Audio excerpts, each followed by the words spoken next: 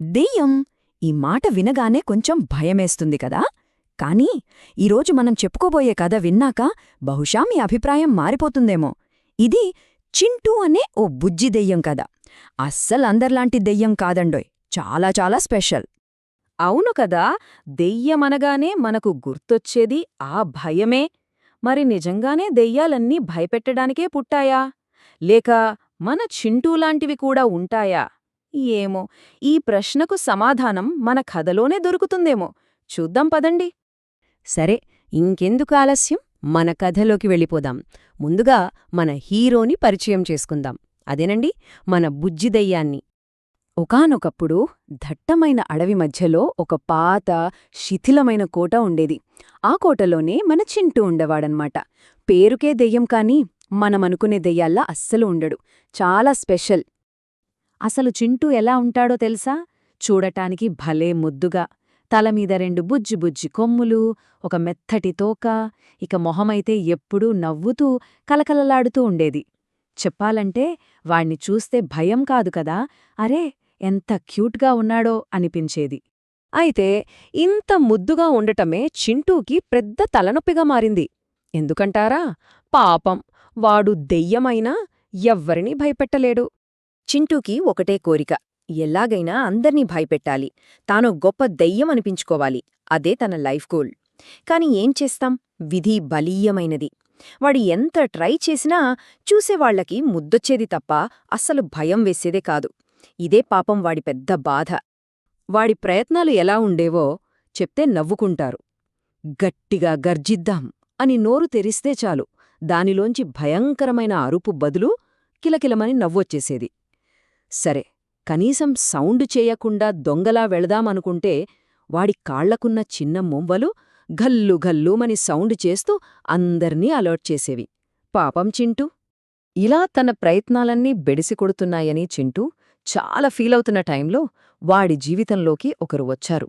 ఒక ఊహించని స్నేహితుడు. అక్కడినుంచి మన కథ మొత్తం మారిపోయింది. అదొక సాయంత్రం వేళ రాము అనే ఒక చిన్నబాబు అడవిలో ఆడుకుంటూ దారి తప్పిపోయాడు. చీకటి పడుతుండటంతో భయమేసి ఏడుస్తూ ఏడుస్తూ మన చింటూ ఉండే కోట దగ్గరకొచ్చాడు.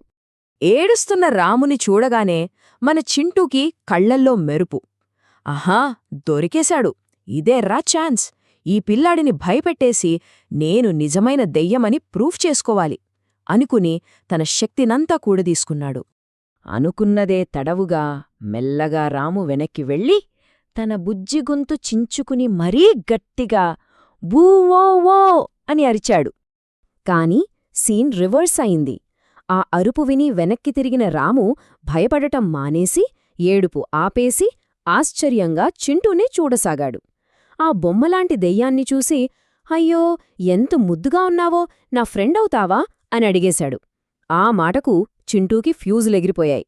రాము మాటలు చింటూని ఆలోచనలో పడేశాయి. ఆ క్షణంలో తను ఎప్పుడూ ఊహించని ఒక కొత్త అనుభూతిని పొందాడు. అదేంటంటే సహాయం చేయడంలో ఉండే ఆనందం. అప్పుడు అర్థమైంది చింటూకి, అరే, ఈ బాబు భయపడేది నన్ను చూసి కాదు, ఈ చీకటిని చూసి అని. అంతే, ఆ క్షణంలో భయపెట్టాలన్న ఆలోచన ఎటో మాయమైపోయింది. దానికి బదులుగా సహాయం చెయ్యాలన్న ఒక మంచి ఆలోచన వచ్చింది. ఇంకేముంది, మన చింటూ తన మ్యాజిక్ మొదలుపెట్టాడు. టక్కున తన తోకను ఊపి రంగురంగుల లైట్లు వెలిగించాడు. ఆ వెలుగులో రాముకు దారి చూపించాడు.